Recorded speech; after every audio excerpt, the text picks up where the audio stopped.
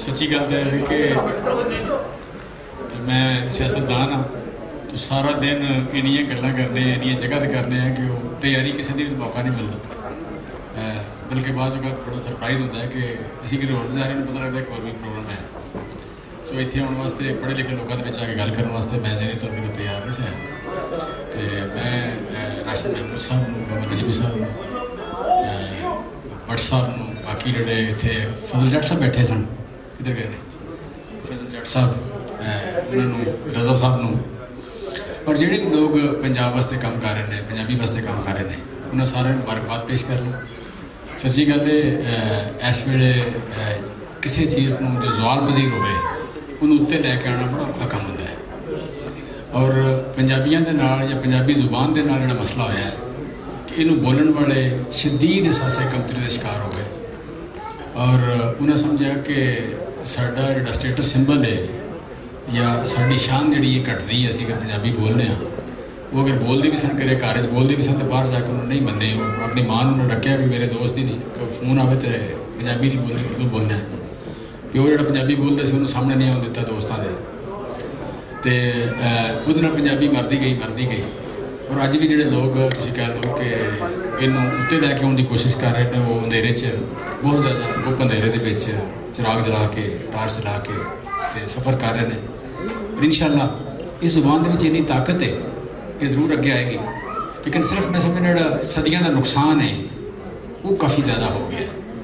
मैनू सच्ची गल है कि पुराने शायर असीं वेखने हाँ पंजाबी दे, तो उस तो बाद अफजल हसन रंधावा या कह ले बाबा नजमी या तुम कह लो इतने कुछ लोगों का नाम सामने आ रहे हैं। थोड़े लोग आए हैं सामने जिन्हें पंजाबी शायरी की हो या नावल निगारी की हो या लिखा हो, बड़े थोड़े लोग ने।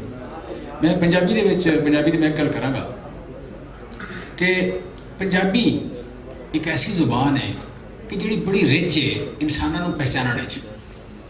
इंसानों की अगर पहचान करनी हो तो ये तो ज़्यादा मैं इनू कह लो कि कोई अमीर जुबान नहीं देखी। अक्सर जुबानों के कह लो कि कुछ जुबाना बिजनेस के रिलेटेड बड़िया रिच ने, कुछ जुबाना जानवरों के रिलेटेड बड़िया रिच ने, कुछ जुबाना शायरी के रिलेटेड बड़िया जी इंसानों की पहचान के हवाले नाल जी जुबाना बड़िया रिच ने वो पंजाबी है। पंजाबी का एक लफ्ज़ तो सुने होने बार बार गवेड़। गवेड़ लफ्ज़ मैनू जिंदगी के किसी भी जुबान नहीं लभ्या, और इन्ना परफेक्ट लफ्ज़ मैं प्रोफैशन में वेखना वा कि जेड़ा डॉक्टर का गवेड़ अच्छा हो वो दुनिया की किसी भी यूनिवर्सिटी पढ़िया हो, जेड़ा सब तो अच्छा डॉक्टर समझा जाता है या कामयाब तरीन डॉक्टर हो जिसका गवेड़ अच्छा है कि वो सामने जो अलामात आंदियां बीमारी दियाँ तो जेड़े डॉक्टर ने गवेड़ अच्छा लाया ਉਹਦਾ डायग्नोस्टिक बेहतर होएगा।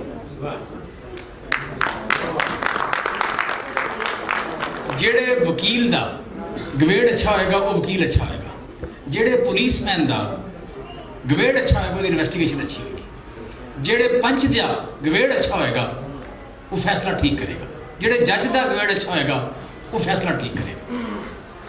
सो असी पंजाबी दे विच असी वो लोग हाँ, मेरा छोटा भाई एक दिन कि शिकार खेलता खरगोशों के पीछे, मैं पिंडू हाँ, बहुत ही दूर चला गया, निकर उन्हें पाई उत्ते बनियान पाई, तो काफ़ी 6-7 किलोमीटर दूर गया तो उत्थे उन्होंने किसी पूछा कि पुत्र तू किहदा पुत्र है।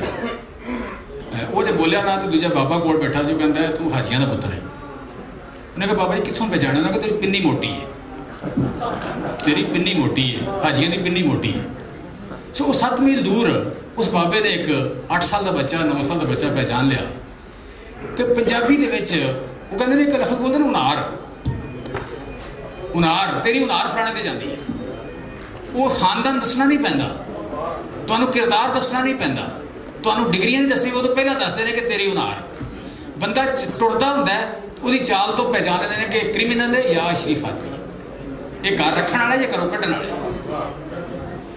ये जी ताकत है ये सिर्फ पंजाबी च, किसी दुनिया की जुबान की ताकत नहीं। सो जी दुनिया ते मैं जस्ट एक मिसाल देना, मैं बिजनेसमैन हाँ।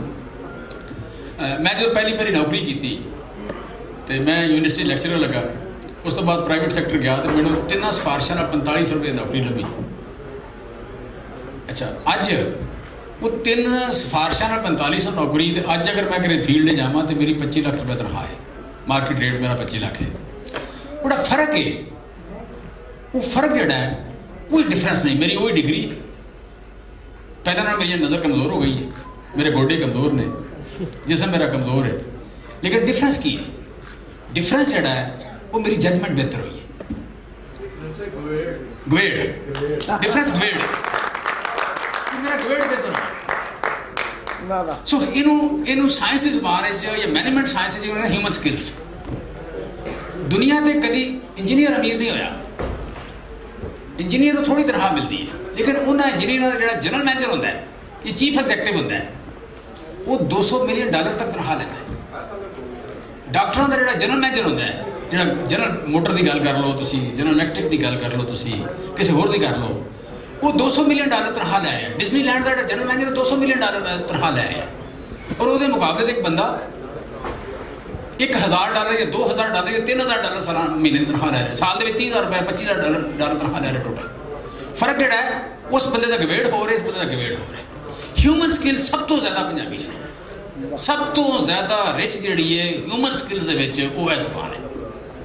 सो मैं ये गुजारिश कराँगा कि ये जिन्नियां भी ह्यूमन स्किल्स की गल करो, मतलब पंचायत की गल कर लो, जिन्नी इस्लामी सकाफत की गल कर लो, मेहमान नवाजी की गल करो, फिर डेरे का जो रोल है इंसानों की जिंदगी में, डेरे का बहुत बड़ा रोल है। डेरा या खानका बेसिकली इको जी चीज़ा है कि डेरे के अगर क्राइम नहीं तो खानका हथ रहेगा, उत्थे गरीब जो भी आएगा रोटी खा लेगा, जो आएगा उसकी गल सुनी जाएगी, जो आएगा उसको तसल्ली दी जाएगी, वो मसला हल किया जाएगा। सो बेसिकली पंजाबी तो शर्मिंदा ना हो, सासे कम के शिकार ना हो। मैं एनकरेज कराँगा जो लोग लिख रहे हैं, जो लोग पढ़ रहे हैं, जो लोग नावल लिख रहे हैं, जो प्रमोट कर रहे हैं। ये साड़ी कह लो जी मुआशरा, इस मुआशरे के विजडम लैके आएगी, ह्यूमन स्किल्स में लैके आएगी, और ये साड़ी सोचने की जी सलाहियत है, या जो स्ट्रीट विजडम तुम कहते हो, या जिन्होंने असी मतलब मैं ऑनेस्टली स्पीकिंग मैं दो कल्चर का मालक हाँ, शहरी कल्चर जोड़ा भी और देहाती कल्चर का भी। मैं स्ट्रीट स्मार्ट लोग जिन्हें भी वेखे ने उन्होंने बैकग्राउंड देहाती या देहाती मिलता जुलता है, सहमी देहाती। शहरी जो मेरा बच्चा जो कंप्यूटर सारा दिन देखता है, जो टीवी देखता है या नैट की ना थोड़ा मोबाइल फोन पढ़ता है, वो ह्यूमन स्किल डिवेलप नहीं होती। वो फिक्र देखता रहता है, वो मतलब पढ़िया लिखिया गल्लां या रटा या मतलब क्रैमिंग वो करता रहता है। सो इनू प्रमोट करना लोग वाकई बड़े कह लो कि काबिल तारीफ ने, बड़े लोग ने और कुर्बानी दे रहे हैं। असी उन्होंने नाल हाँ, जी गल तो शिफका साहब ने कर रहे सो कि जी तुसीं जो तुहाडी हुकूमत आवे तो तुसीं सपोर्ट करो, सारे सपोर्ट करांगे, इस तरह जो मैं सपोर्ट करने का हक होंदा। Thank you very much.